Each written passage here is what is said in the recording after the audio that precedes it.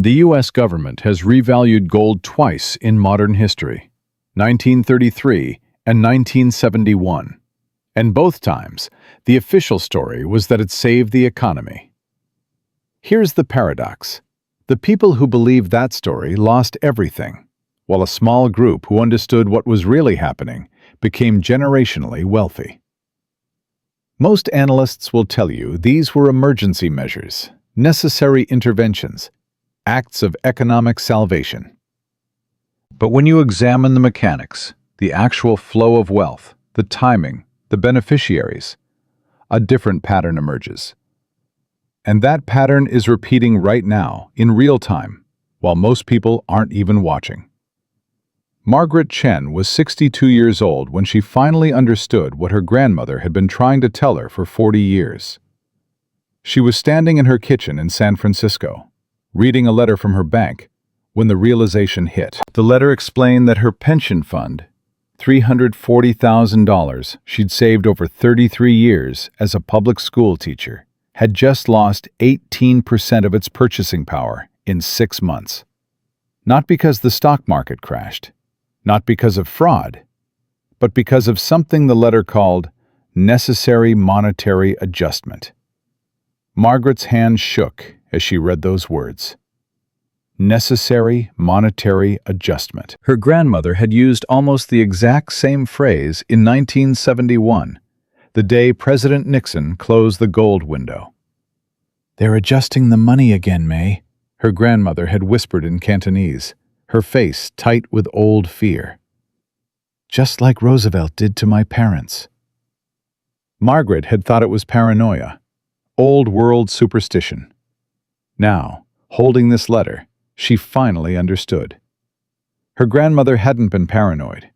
She'd been traumatized. And she'd been right. Across the country, in Greenwich, Connecticut, Robert Ashford III was having a very different morning.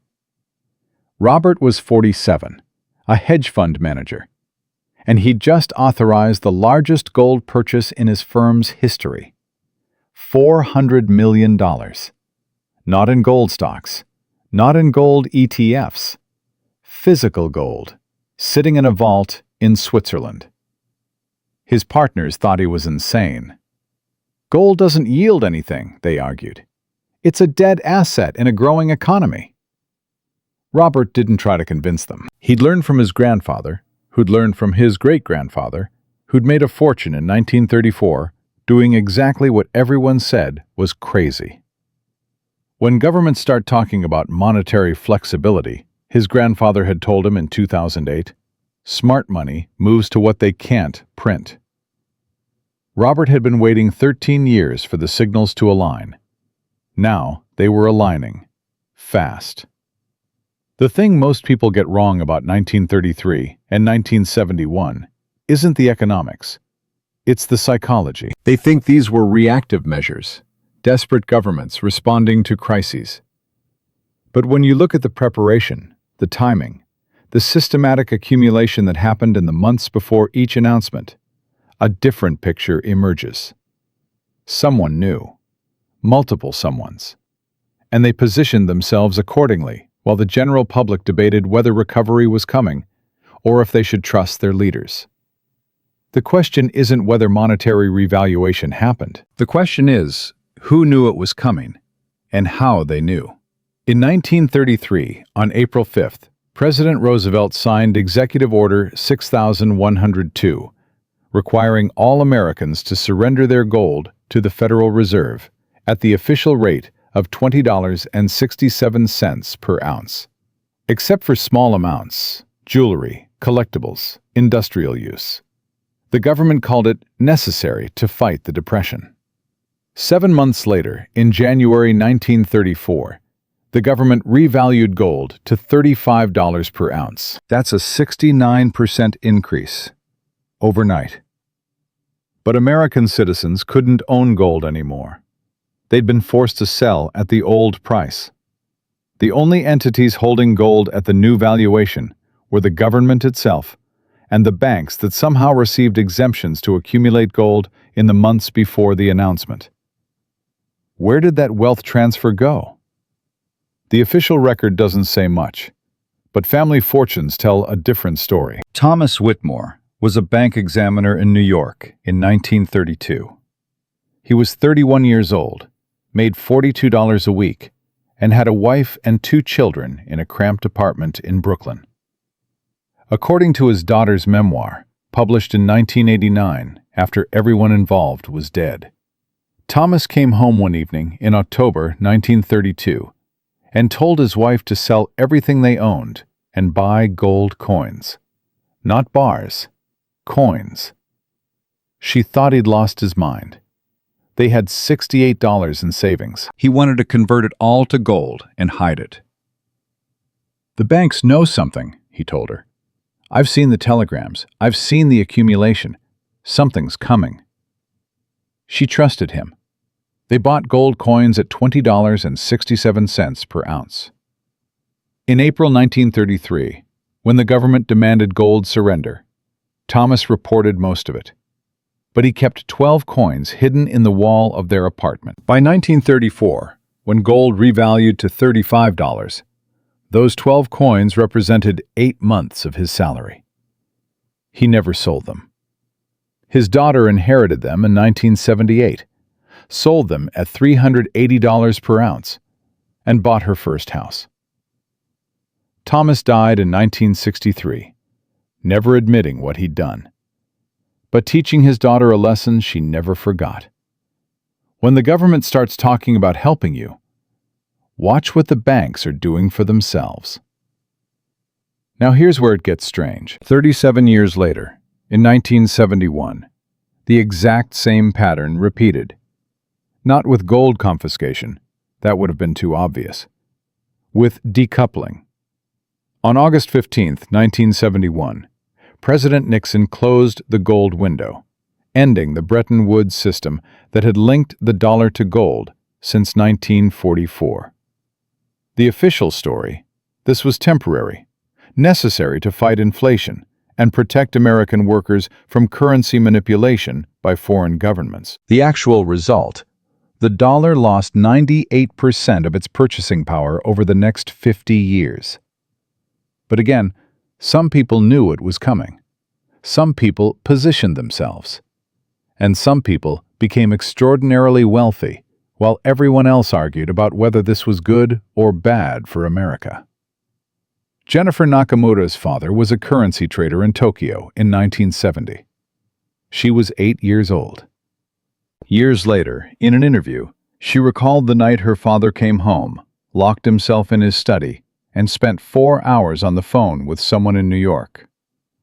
When he emerged, he told her mother, in Japanese, that they needed to move every dollar they owned into Swiss francs and German marks immediately. Her mother protested. They'd just bought their first house with a dollar-denominated mortgage. "The mortgage is good," her father said. "Dollar debt.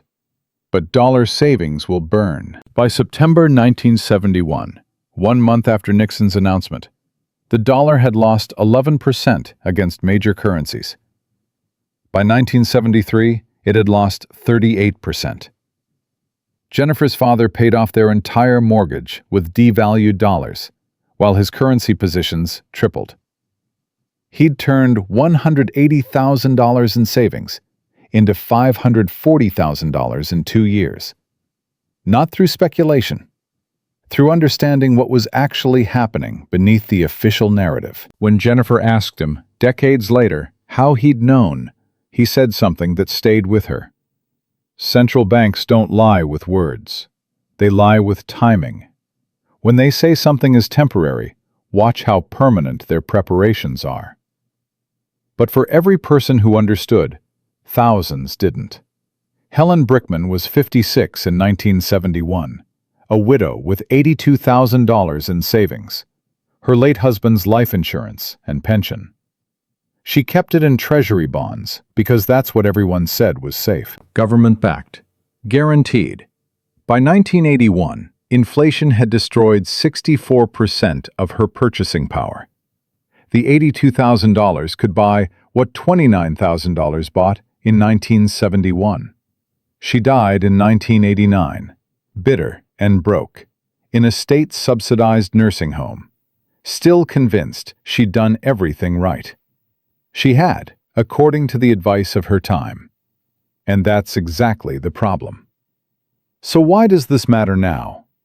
Because the signals that preceded 1933 and 1971 aren't historical curiosities.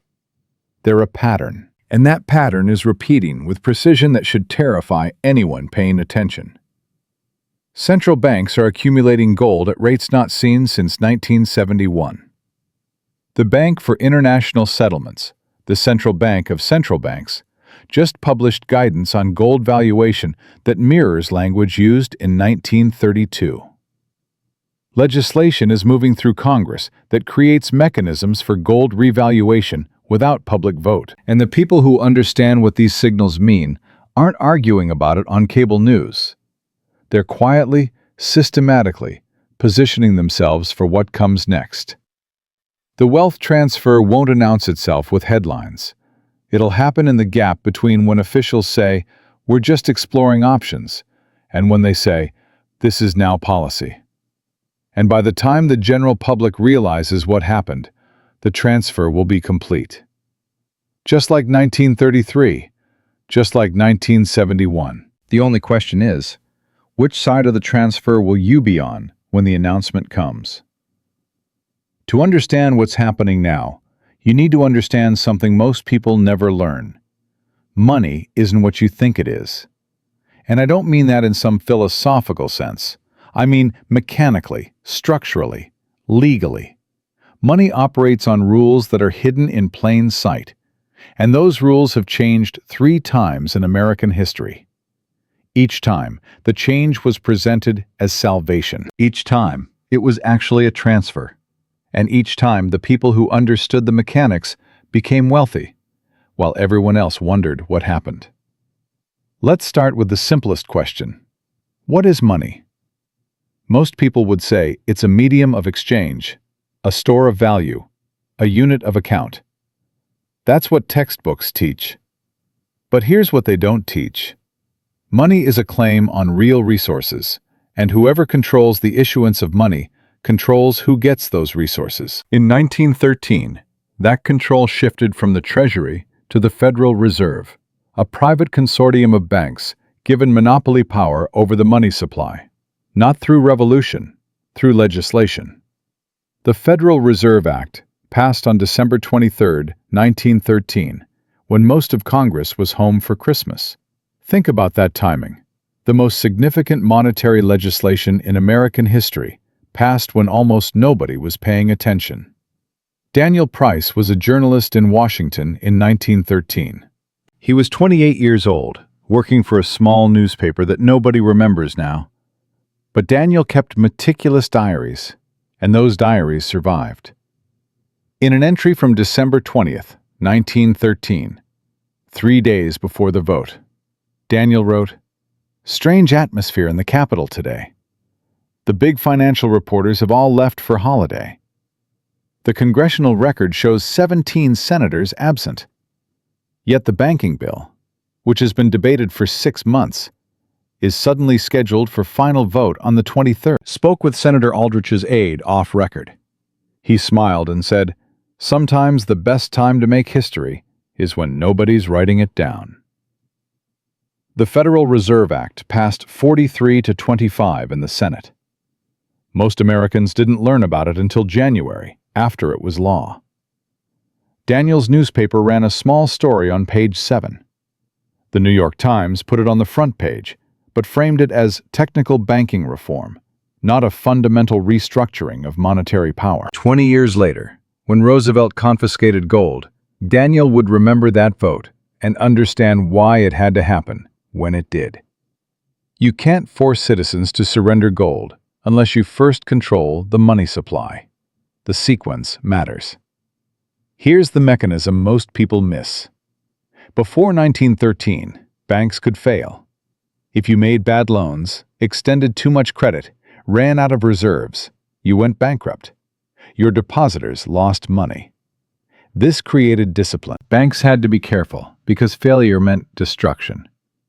But after 1913, The Federal Reserve could create unlimited reserves.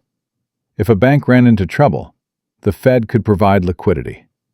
This meant banks could take bigger risks because the Fed would backstop them, which meant more lending, which meant more debt, which meant more claims on future production.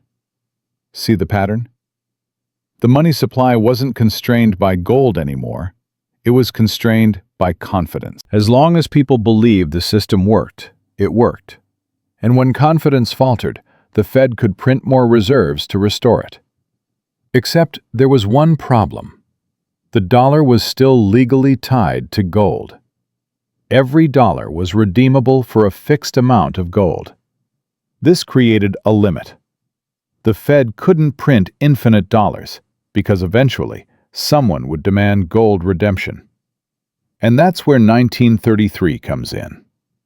By 1932, the banking system was over-leveraged by a factor of 12 to 1. For every dollar of gold backing, $12 of claims existed.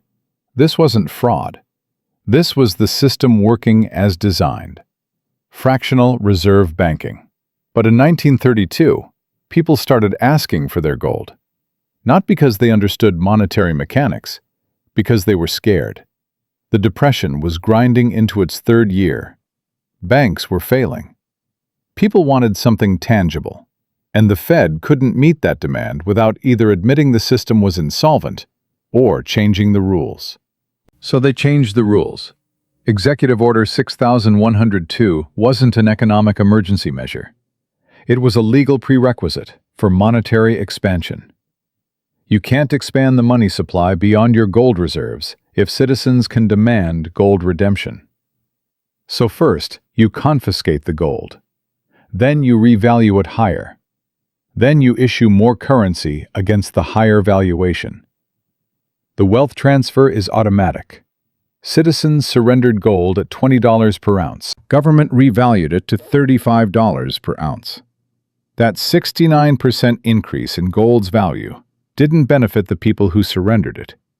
It benefited the entity holding it, the Federal Reserve and the Treasury. They could now issue more dollars per ounce of gold held. More currency issuance meant more government spending, more bank lending, more economic activity. But it also meant dilution. Every existing dollar lost purchasing power because more dollars chased the same amount of goods. The people who surrendered their gold received dollars that were worth less than the gold they gave up. That's not a side effect. That's the mechanism. Ruth Morrison was 41 years old in 1933, running a boarding house in Philadelphia. She had $86 in gold coins saved from 10 years of work. When the government demanded surrender, she complied, because the alternative was 10 years in prison. She received 86 paper dollars in exchange. Over the next 6 years, those $86 bought progressively less, as food prices, rent, clothing costs, all adjusted to the new money supply. By 1939, her purchasing power had fallen 32%. She wasn't robbed by criminals. She was deluded by policy. And here's what most people get wrong about that era. They think the gold confiscation was about helping the economy recover. But if you actually wanted to help working people like Ruth, you wouldn't force them to surrender their savings. You'd let them keep the gold and benefit from the revaluation. The fact that this didn't happen tells you who the policy was designed to help. And it wasn't Ruth. But here's the micro hook you need to understand before we go further. The 1933 gold confiscation only worked because most Americans didn't see it coming. Thomas Whitmore did, because he was inside the banking system and saw the preparation. But Ruth Morrison didn't. She trusted the official narrative, and that trust cost her a third of her life savings. The question isn't whether this could happen again. The question is whether you're watching the preparation this time or trusting the narrative. Fast forward to 1971. Different decade, different mechanism, same pattern. By the late 1960s, the Bretton Woods system, which pegged the dollar to gold at $35 per ounce, and pegged other currencies to the dollar, was breaking down. Why? Because America had printed more dollars than it had gold to back them. Not accidentally, deliberately. To fund the Vietnam War, the Great Society programs, Cold War military spending, the government needed more spending capacity than gold reserves allowed.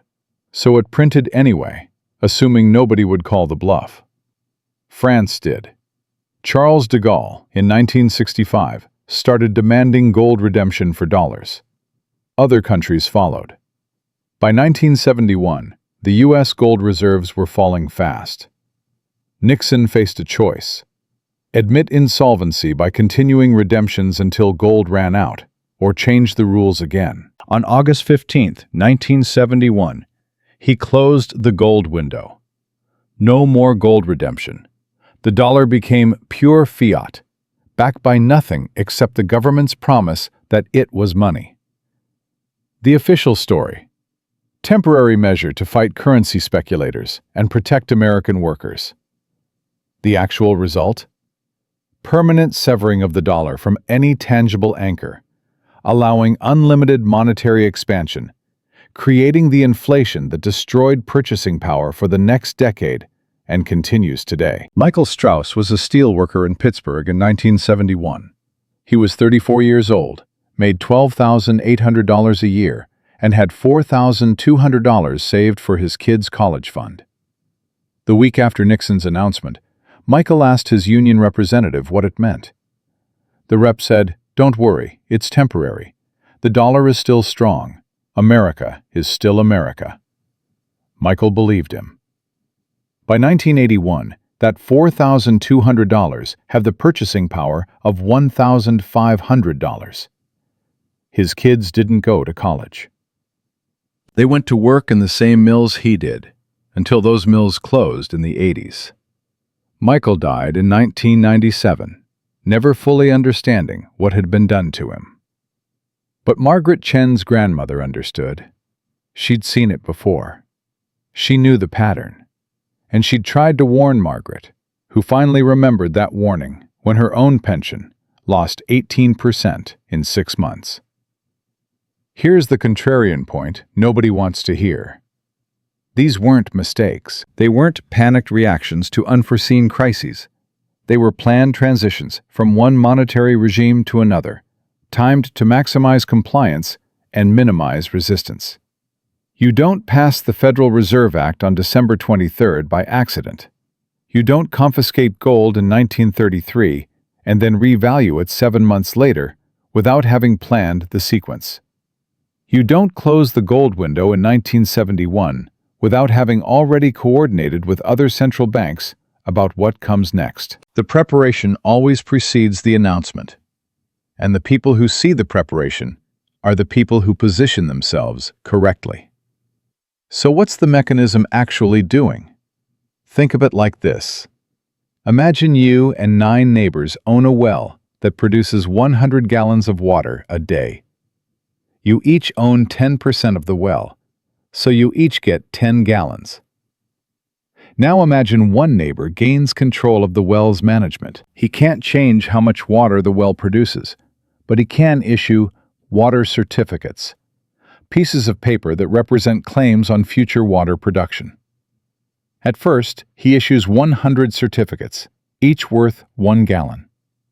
But then he issues more certificates, 200, then 300, to fund projects, pay debts, maintain power. The well still produces 100 gallons, but now 300 certificates exist. Each certificate is worth less water. If you hold certificates, you've been diluted. But if you hold ownership of the actual well, if you own a share of the physical asset producing the resource, you're protected. That's what gold is in monetary terms. It's ownership of the physical asset. Currency is the certificate, the claim. And when governments need more claims than assets justify, they either confiscate the asset or sever the connection between asset and claim. Either way, certificate holders get diluted, while asset holders get protected. The reason this matters now is simple. The signals that preceded 1933 and 1971 aren't abstract warnings. They're specific, observable, measurable preparations. And those preparations are happening again. Not in secret. In public records, central bank statements, legislative proposals, gold accumulation data. The pattern is repeating with such precision that you'd almost think someone was following a playbook. And maybe they are. Because the third transition, the one we're watching in real time, isn't a surprise to people who understand how the mechanism works. It's inevitable. The only question is timing.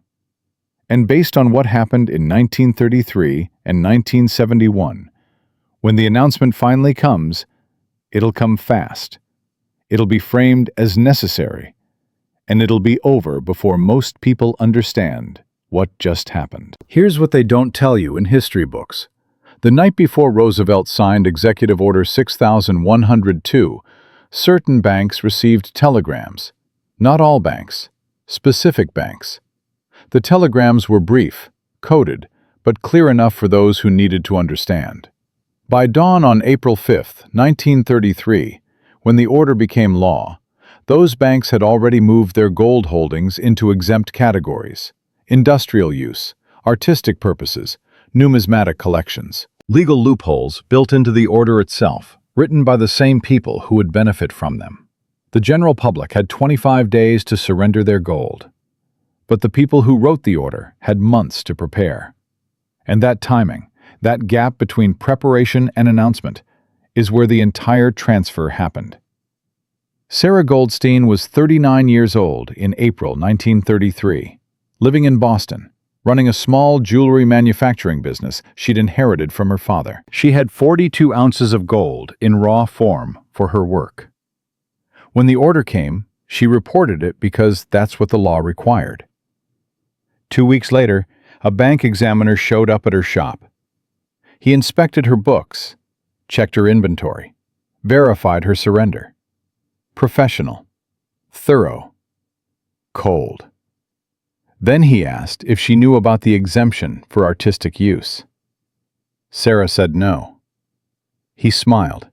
She remembered that smile for the rest of her life, and told her the exemption had been in the order from day one, available to anyone who filed the right paperwork with the right office before the deadline. Sarah asked what deadline. He said it had passed 3 days ago. Sarah lost 42 ounces of gold worth $867. The bank examiner worked for an institution that, according to later congressional testimony in 1934, had filed exemption paperwork for 2,000 ounces 3 weeks before the order was announced. Not illegal, just informed. Sarah's business closed in 1935. The bank bought her building at auction in 1936 for 18 cents on the dollar. The examiner, who smiled at her, became a branch manager. These aren't conspiracy theories. These are property records, employment records, testimony entered into congressional record. The information is public. The pattern is clear. But somehow, we've convinced ourselves it was all just necessary economic policy. Now here's the first micro-hook you need to catch.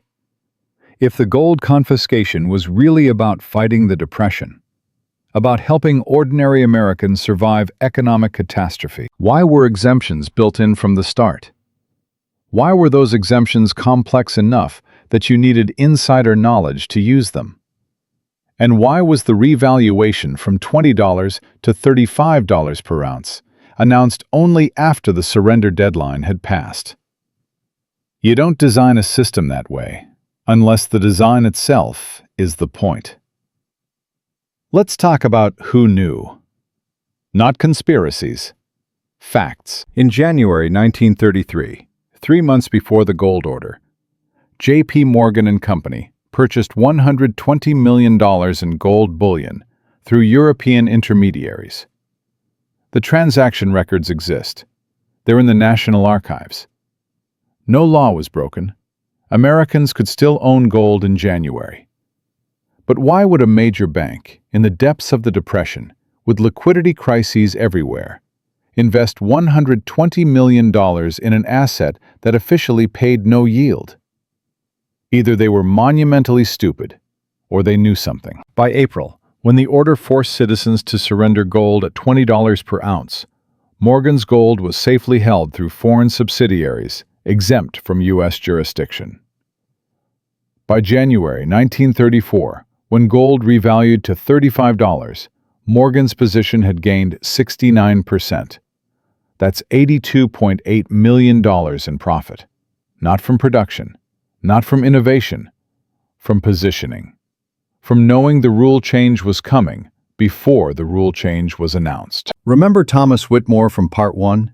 The bank examiner who hid 12 gold coins in his wall? Thomas saw the telegrams in October 1932. He noticed the accumulation patterns. He couldn't prove intent, but he understood mechanism. And mechanism told him something was coming. Thomas made $42 a week.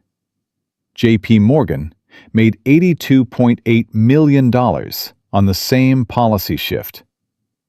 Both understood the same pattern. One had 12 gold coins. The other had $120 million in positioning capital. That's not a difference in intelligence. That's a difference in access. And that difference is the entire story of monetary revaluation. Some people get advance notice through access, position themselves accordingly, and profit enormously, while everyone else scrambles to understand what just happened after it's already over. But here's what most people get wrong about 1933. They think the wealth transfer was a side effect, an unintended consequence of emergency policy. That's not how it worked. The wealth transfer was the mechanism through which the policy worked. The government needed more monetary flexibility to spend, to fund programs, to expand the money supply. But the dollar was tied to gold at $20 per ounce. That created a limit. To break the limit, they needed more gold at the new valuation, or less gold in public hands. Confiscation accomplished both. Citizens surrendered gold at the old price. Government held gold at the new price. The difference wasn't lost. It was transferred from citizens to government, from savers to spenders, from people who held assets to people who issued currency. That transfer funded the New Deal. Those programs weren't paid for with taxes alone. They were paid for with purchasing power extracted from everyone who surrendered gold, then received devalued dollars as government spending pushed prices higher through the 30s. We celebrate the New Deal as salvation, but we don't talk about who paid for it, and we definitely don't talk about who knew how the payment mechanism worked. Now jump to 1971. Different era, same pattern, better execution. Remember Jennifer Nakamura's father from Part 2? The currency trader who moved everything into Swiss francs and German marks the week before Nixon closed the gold window. He wasn't psychic. He was watching the same signals Thomas Whitmore watched in 1932.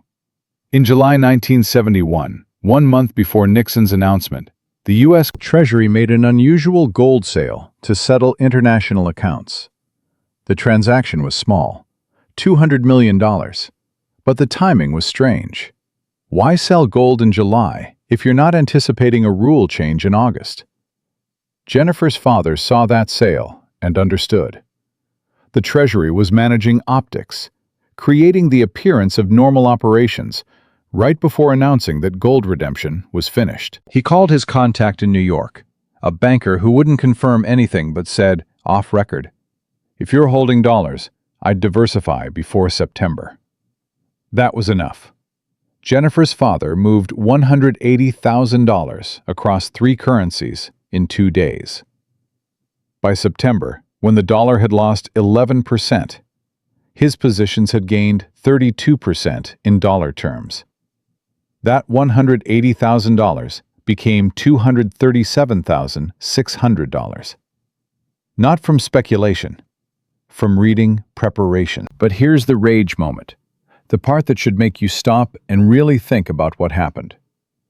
While Jennifer's father was protecting his family's savings, while J.P. Morgan was positioning gold holdings through foreign subsidiaries, ordinary Americans were being told that dollars were safer than gold, that the Bretton Woods system was stable, that foreign speculators were the problem. Paul Volcker, then Undersecretary of the Treasury, gave a speech on August 10, 1971, 5 days before Nixon's announcement, assuring foreign central banks that the gold window would remain open, that the dollar's gold backing was solid, that rumors of policy changes were unfounded. 5 days later, Nixon closed the gold window permanently. Was Volcker lying? Or was he compartmentalized, kept out of the decision until the last moment? Either answer is damning. Either the Treasury's second-ranking official was lying to foreign governments, while insiders positioned themselves, or policy was so tightly controlled that even high-ranking officials were kept in the dark until announcement. Either way, the gap between what officials said publicly and what they knew privately created the space for wealth transfer. And the people on the wrong side of that gap, people like Michael Strauss, the Pittsburgh steelworker who lost 2/3 of his purchasing power by 1981, paid the price.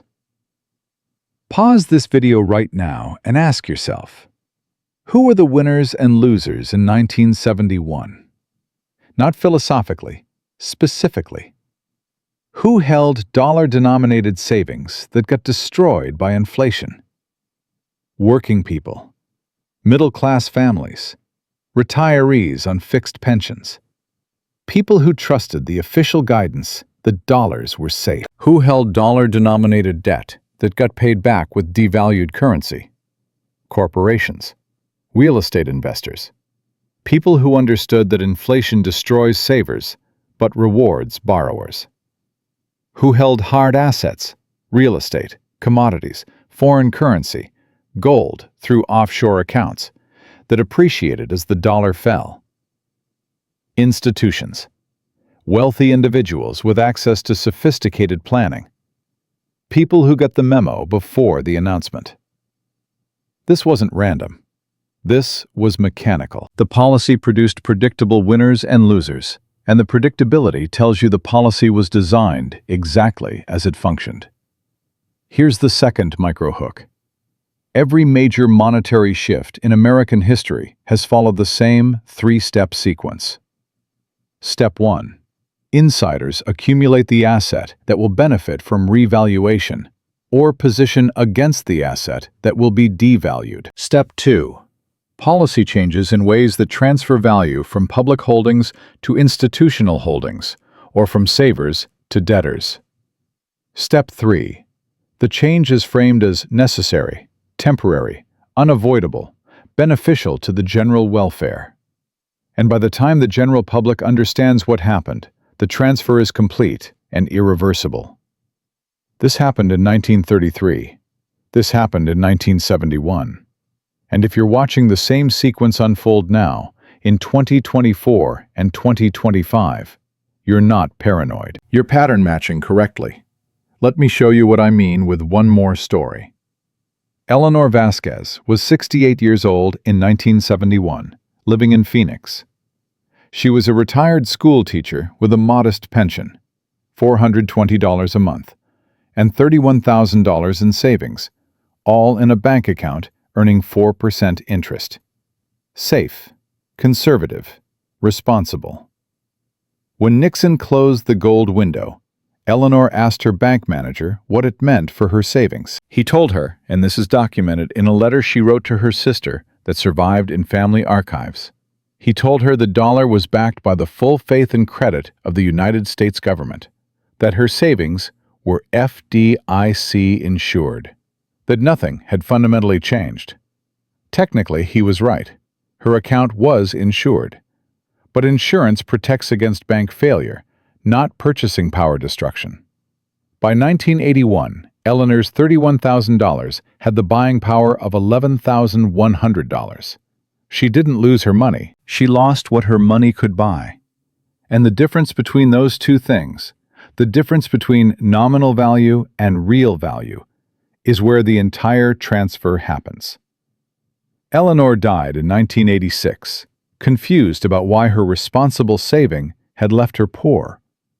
Meanwhile, the institutions that borrowed heavily in the 60s and 70s paid back their debts with devalued dollars, effectively writing down their obligations by 60 to 70% in real terms. Eleanor subsidized their debt reduction with her destroyed savings. Not through taxation, through inflation, through monetary policy, through mechanisms she didn't understand and wasn't told about until it was too late. Here's the contrarian point that makes people uncomfortable. These transfers aren't failures of policy. They're functions of policy. When you create a system where a small group controls money issuance and can change the rules governing that issuance, wealth transfer is inevitable. It's not a bug. It's the feature. And every time someone like Margaret Chen or Ruth Morrison or Eleanor Vasquez loses purchasing power to inflation or currency devaluation or mandatory asset surrender, someone else gains. The money doesn't evaporate. It moves. From citizens to government. From savers to debtors. From people who hold currency to people who hold assets or debts denominated in that currency. This isn't a moral judgment. This is mechanical reality. And the sooner you understand the mechanics, the sooner you can position yourself on the right side of the next transfer. Because here's what nobody wants to say out loud. The pattern isn't breaking. It's accelerating. The gap between what central banks are doing and what they're saying publicly is wider now than at any point since 1971. The accumulation patterns, gold purchases by central banks, legislative preparation for revaluation mechanisms, coordination between Treasury and Fed that mirrors 1933 and 1971 are all present, visible, measurable. The only question left is timing. When will the announcement come? And more importantly, when it does come, will you be positioned like Thomas Whitmore, who hid 12 gold coins and protected his family? Or like Ruth Morrison, who trusted the system and lost a third of her savings? Because that decision, that choice to see the pattern or ignore it, is the only thing separating the people who survive monetary transitions from the people who get destroyed by them. The thing about monetary transfers is they don't announce themselves with explosions. There's no moment where everything collapses and everyone realizes what happened. Instead, it's a slow erosion, measured in decades, felt in the quiet desperation of people who did everything right, but somehow ended up poor anyway. Ruth Morrison, who surrendered her 86 gold coins in 1933, didn't understand she'd been robbed until 1947, 14 years later, when she tried to buy the same groceries she'd bought in 1933 and discovered her money bought half as much. Not because of a crisis, because of the structural consequence of confiscation followed by currency expansion. The government needed those gold reserves to issue more dollars, to fund programs, to inflate the money supply. And every new dollar issued reduced the purchasing power of every existing dollar.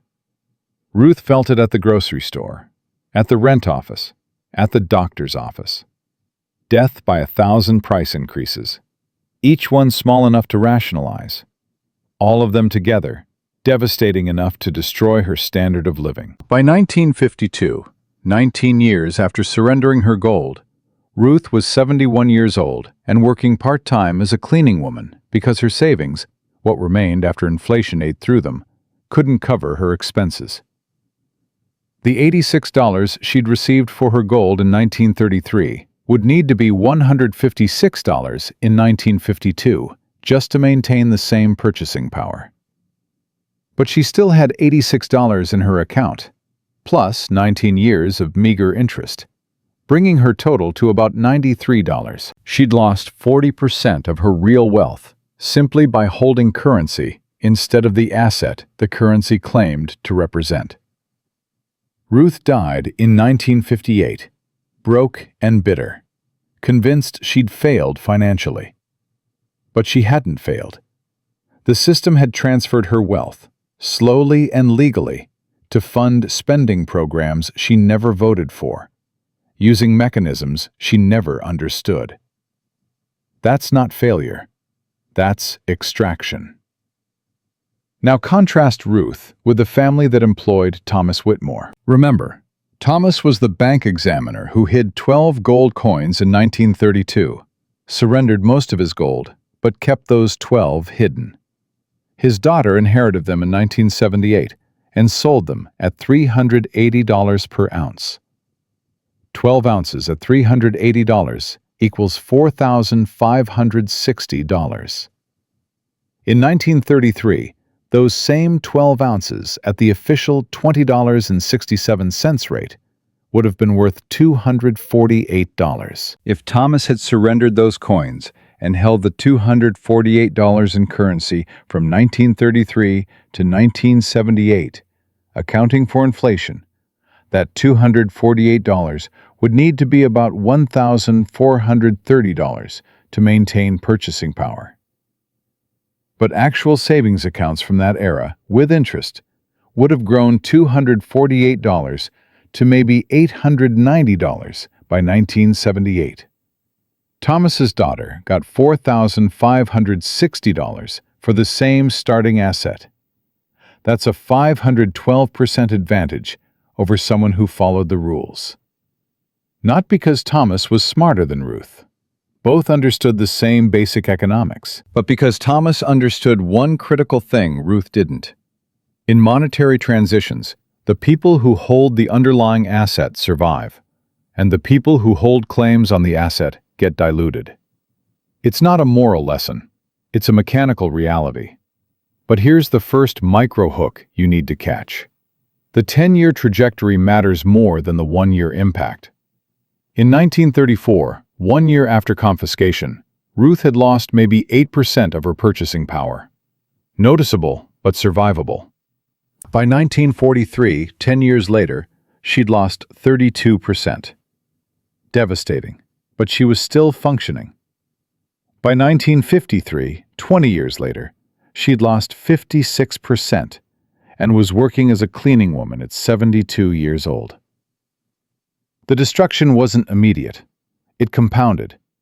And that compounding is what makes monetary transfers so effective.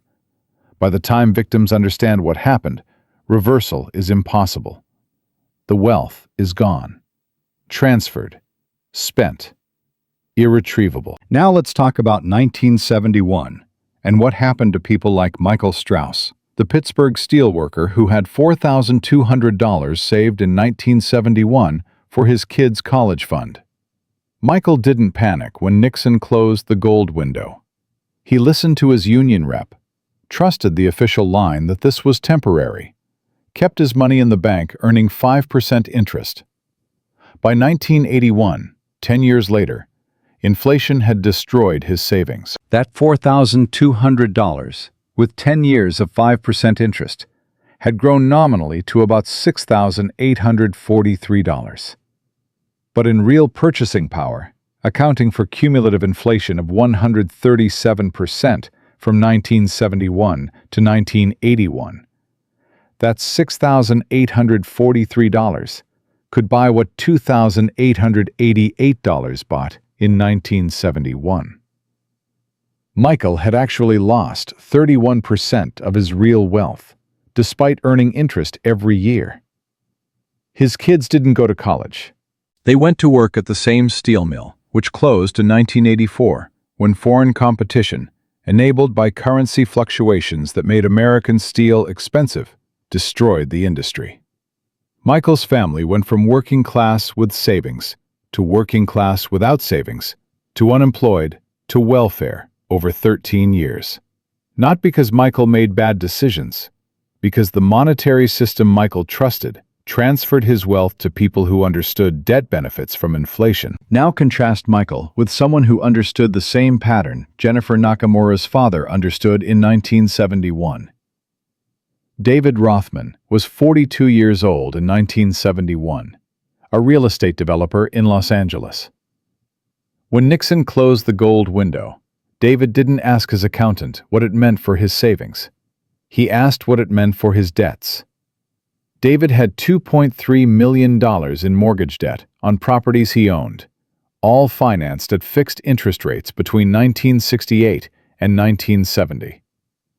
That debt was denominated in dollars. When the dollar devalued against foreign currencies and inflation accelerated domestically, David's debt burden fell in real terms, while his property values, anchored to tangible assets, rose. By 1981, David's properties had appreciated nominally to $8.7 million. His debt, still $2.3 million, now represented only 26% of his asset value, instead of the 70% it represented in 1971. And because he was paying back that debt with inflated dollars that bought less but satisfied the fixed debt amount, his effective debt reduction through inflation was about $1.4 million in real terms. David didn't earn $1.4 million. He extracted it from the monetary system, while people like Michael Strauss, who held currency instead of assets and savings instead of debt, lost equivalent amounts. Zero-sum game. Michael's loss was David's gain. Not through fraud, through understanding how the mechanism works. But here's what most people get wrong about the post-1971 era. They think the inflation of the 70s was a side effect of oil shocks and fiscal mismanagement. Oil shocks happened. Fiscal mismanagement happened. But the underlying driver was structural. The dollar had been severed from gold, removing the constraint on money creation, enabling unlimited monetary expansion that manifested as price inflation. And the people who understood that structural change positioned themselves in assets and debt. The people who didn't stayed in savings and got destroyed. By 1985, 14 years after Nixon's announcement, the cumulative inflation since 1971 was 184%. A dollar in 1985 bought what 35 cents bought in 1971. Every person who held currency savings lost 65 cents on every dollar. Every person who held dollar-denominated debt paid back that debt with 35-cent dollars, effectively writing down their obligations by 65%. The transfer was mathematical, predictable, devastating for one group, enriching for another. Let me show you what this looks like in human terms across a full generation. Eleanor Vasquez, who we met in Part 3, had $31,000 in savings in 1971 at age 68. By 1981, at 78, her $31,000 plus 10 years of interest had grown nominally to about $51,800. But in real purchasing power, that $51,800 could buy what $21,800 bought in 1971. Eleanor had lost $9,200 in real wealth, nearly 30%, despite earning interest, despite doing nothing wrong, despite following every conventional wisdom about safe saving. She died in 1986 at 83. Her remaining savings worth about $18,400 in 1971 purchasing power, having lost 40% of her real wealth over 15 years simply by holding currency. Compare that to institutions that borrowed heavily in the 60s, corporations, real estate trusts, infrastructure projects financed with long-term bonds. They paid back 1960s debt with 1980s dollars, effectively discharging obligations at 30 to 40 cents on the dollar in real terms. Eleanor's destroyed purchasing power funded their debt reduction. Her loss was their gain. The system worked exactly as designed. Now here's the international contrast that reveals how deliberate this was. In Switzerland, during the same period from 1971 to 1985, the Swiss franc maintained purchasing power far better than the dollar because Swiss monetary policy remained anchored to gold reserves and strict limits on money creation. A person who held Swiss francs from 1971 to 1985 lost about 18% to inflation. A person who held US dollars lost 65%. That 47-point difference represents the cost of America's monetary policy choice. Americans didn't lose purchasing power because of global forces beyond control. They lost it because American policymakers chose unlimited monetary expansion over price stability, chose to benefit debtors over savers, chose to transfer wealth from citizens to government, and from working class to asset-holding class. The Swiss made different choices and got different results, which proves the American results weren't inevitable. They were chosen. Here's the second microhook. If you're watching this in 2025, wondering whether the pattern could repeat, ask yourself what Margaret Chen's $340,000 in pension savings will be worth in 2035 if we follow the same trajectory. If the dollar loses 65% of its purchasing power over the next 10 years, matching the 1971 to 1981 pattern, Margaret's $340,000 will buy what $119,000 buys today. She'll lose $221,000 in real wealth by holding currency-denominated savings instead of positioning in assets. And somewhere, someone who understands this pattern is right now taking on debt denominated in dollars, buying hard assets, positioning themselves to benefit from the same transfer that destroyed Eleanor and is destroying Margaret. Not because they're villains, because they understand mechanism. Let me give you one more long-term trajectory to make this concrete. James Whitfield was 53 years old in 2015, a middle manager at a manufacturing company, earning $78,000 a year with $180,000 in his 401k, all in stable value funds and bond indexes, because he was close to retirement and wanted safety. Between 2015 and 2025, despite market gains that benefited equity holders, James's safe investments grew nominally to about $285,000.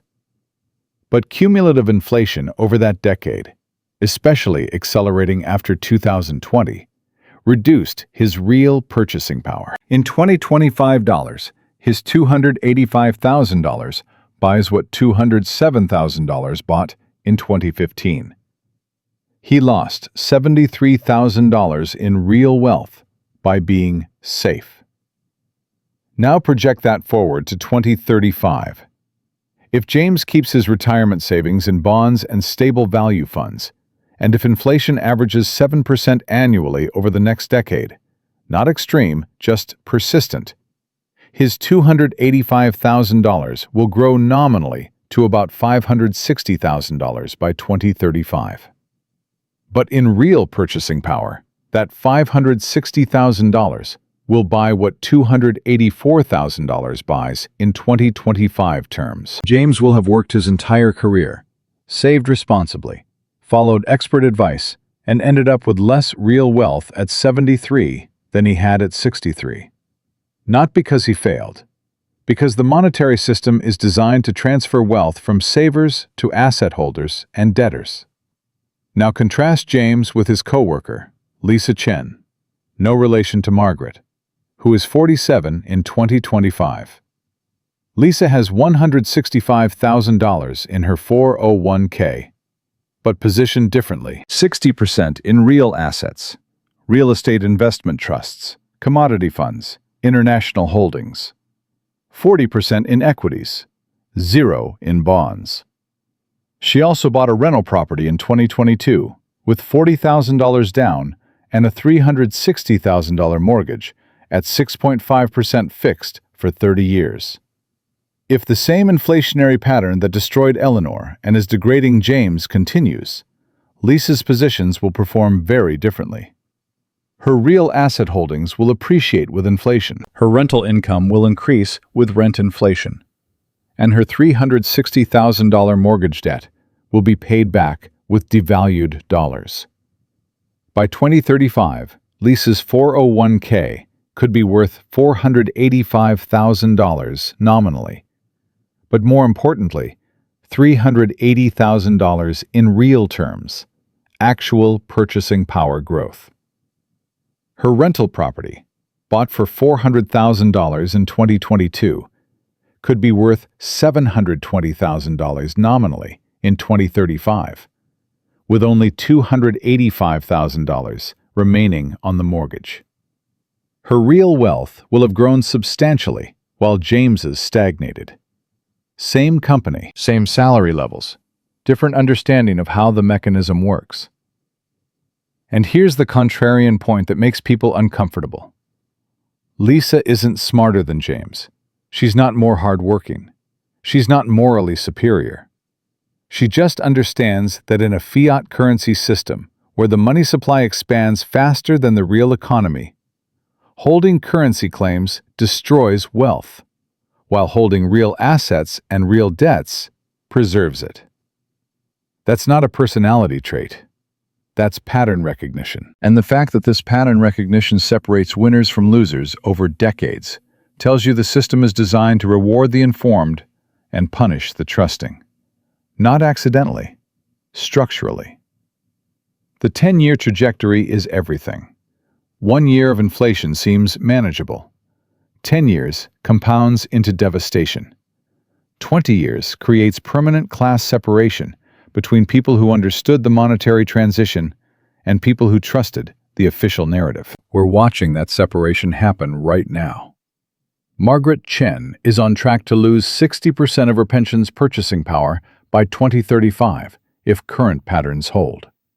Robert Ashford, the hedge fund manager who bought $400 million in physical gold, is positioned to preserve and likely multiply his real wealth over the same period.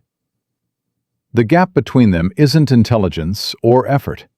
It's access to information and understanding of mechanism. And that gap, created by monetary policy most people don't understand and can't control, will determine their financial outcomes more than any career decision, investment choice, or personal sacrifice they make.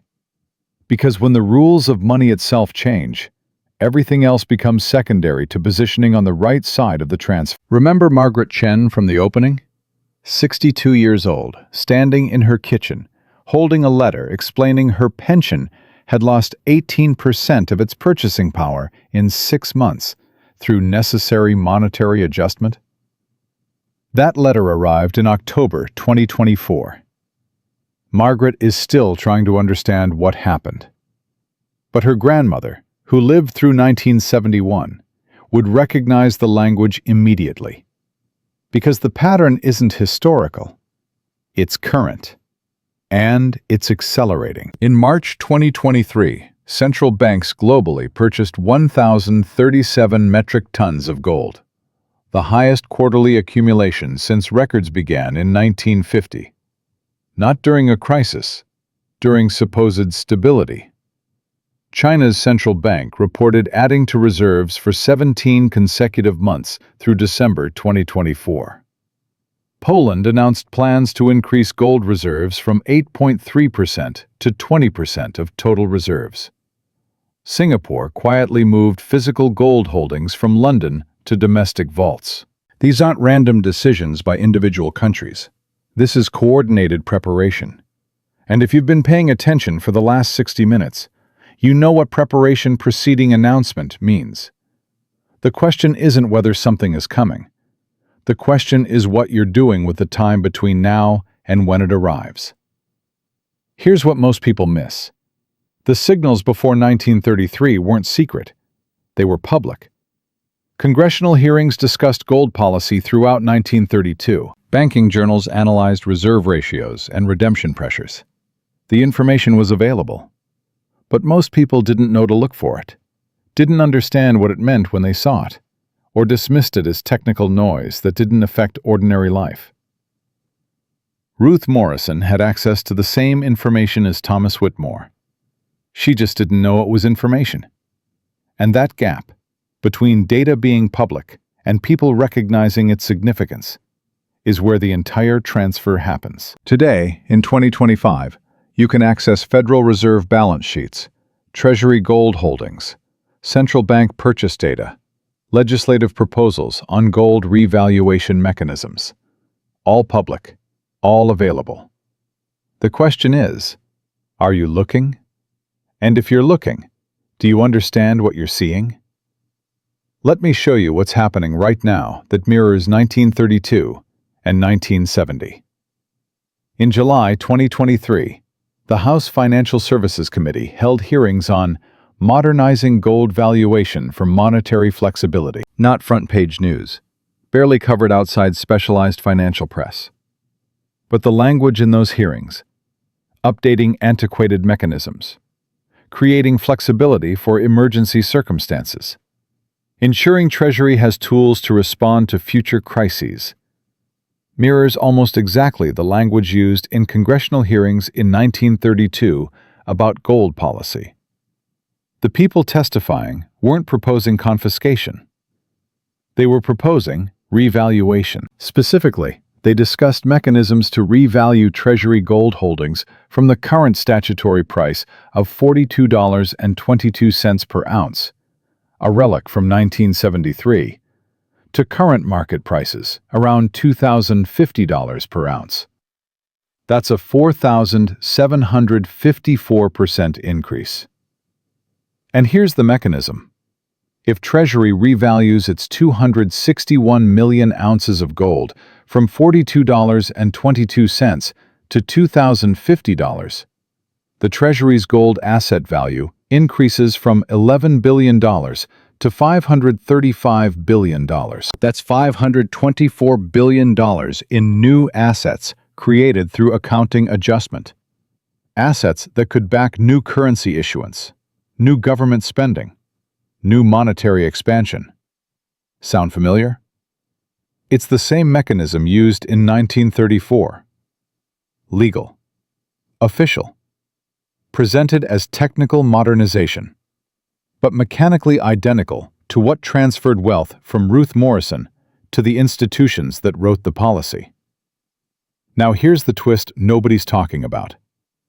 Who benefits from gold revaluation in 2025? Not citizens. Americans can own gold now, unlike 1933, but most don't. Only about 2% of American households hold any physical gold. Most wealth is in currency-denominated assets, stocks, bonds, savings accounts, pensions like Margaret's. When Treasury revalues gold and issues new currency against those reserves, the dilution effect hits currency holders. The 2% who own gold benefit from higher valuations. The 98% who don't own gold experience purchasing power loss as new money chases the same goods. It's the same transfer as 1933, just without the confiscation step. More efficient, less visible, equally effective. David Kim is 39 years old, lives in Austin, works in tech, earns $240,000 a year, has $890,000 in retirement accounts, all in index funds, and $120,000 in savings. Smart, successful, informed. David reads financial news. He knows about inflation. He's vaguely aware that things cost more now. But when I ask him about central bank gold accumulation, Treasury revaluation proposals, or the historical pattern of monetary transitions, he has no framework for understanding why it matters to him personally. David's entire financial position is denominated in dollars or dollar-based claims.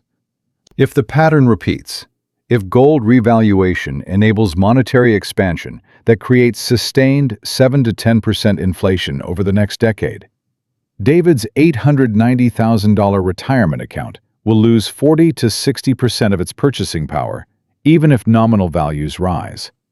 He's on track to experience what Eleanor Vasquez experienced from 1971 to 1986. Not because he's foolish, because he doesn't know the pattern exists. And by the time he recognizes what's happening, the transfer will be complete. Contrast David with Ann Williamson, 51 years old, lives in Nashville, family physician, earns $280,000 a year. But Anne's financial structure looks different. She has $340,000 in retirement accounts, split between real assets and international holdings. She owns 3 rental properties with $1.8 million in fixed-rate mortgage debt. She holds 20% of her liquid savings in physical gold and foreign currency. Anne didn't make these choices because she's smarter than David. She made them because her father was a currency trader in the 80s, who taught her one lesson. When governments talk about flexibility, convert claims to assets and savings to debt. Anne is positioned like Jennifer Nakamura's father was in 1971, like the institutions that benefited from both previous transitions. If the pattern repeats, Anne's debt burden falls in real terms, her real assets appreciate with inflation, and her diversified holdings protect purchasing power. Same decade, same economic environment, completely different outcomes.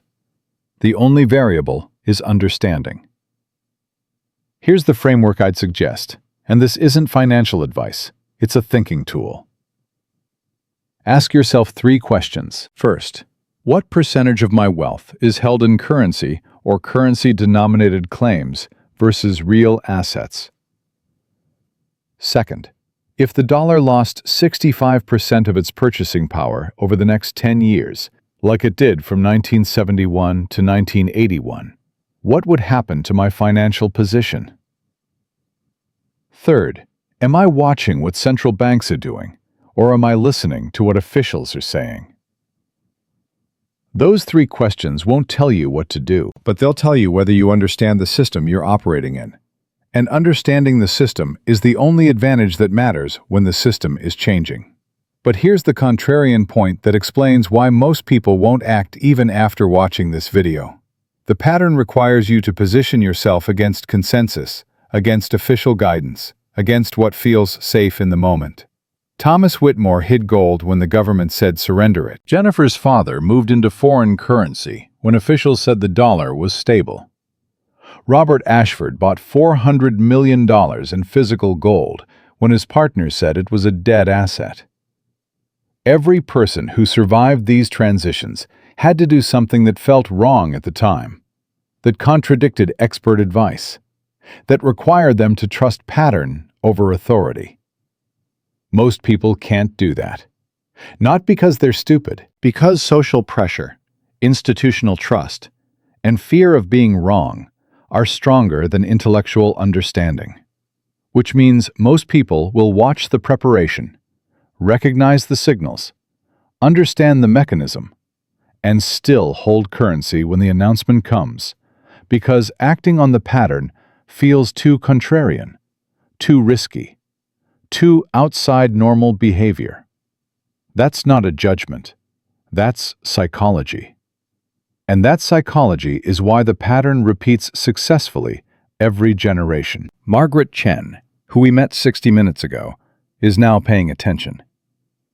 After receiving that letter about her pension, she called her financial advisor. She asked about the pattern, about gold revaluation, about whether 1933 and 1971 could happen again. Her advisor said, and Margaret recorded the call, so this is verbatim. He said, "That's ancient history. The modern financial system has safeguards. You're worrying about things that don't apply anymore." Then he recommended she move more of her pension into stable value funds for safety. Margaret thanked him and hung up. Then she called her grandmother's financial advisor from the 1970s, the one her grandmother had fired in 1972 for giving the same advice. He's 91 now, retired. She asked him what he'd do today. He laughed, not mean, just knowing, and said, "The same thing I told your grandmother to do in 1970. Watch what they're accumulating, not what they're saying. And remember, the system doesn't announce transfers, it completes them, while you're still deciding whether to believe they're possible." The pattern across 3 monetary transitions is consistent. Step 1. Insiders accumulate assets or position against currency, while officials maintain that everything is stable. Step 2. Policy changes suddenly, framed as necessary, temporary, beneficial. Step 3. Wealth transfers from currency holders to asset holders, from savers to debtors, from trusting citizens to informed institutions. This happened in 1933. This happened in 1971. And the same preparation visible before both transitions is visible now in 2025, if you know where to look. Central bank gold accumulation, legislative preparation for revaluation mechanisms, the gap between what officials say publicly and what they're doing institutionally, all present, all measurable, all following the same sequence. I'm not telling you what's going to happen. I'm not predicting dates or outcomes. I'm showing you a pattern that is repeated twice and asking whether you see the same pattern forming now. The choice of what to do with that information, or whether to act on it at all, is entirely yours. But understand this: the transfer doesn't require your belief to function. It doesn't need your consent. It happens whether you recognize it or not. The only thing your recognition changes is which side of the transfer you're on when it completes. Ruth Morrison trusted the system and lost everything. Thomas Whitmore watched the pattern and saved his family. Eleanor Vasquez followed expert advice and died poor. Jennifer's father read the signals and built generational wealth. Margaret Chen is deciding right now which path to follow. And somewhere, someone like Robert Ashford is positioning for the next transfer. Not because they're predicting the future, but because they understand how the mechanism works and recognize when it's beginning to cycle again. The greatest trick in monetary history isn't the transfer itself. It's convincing people that understanding the transfer makes you a conspiracy theorist instead of a pattern recognizer.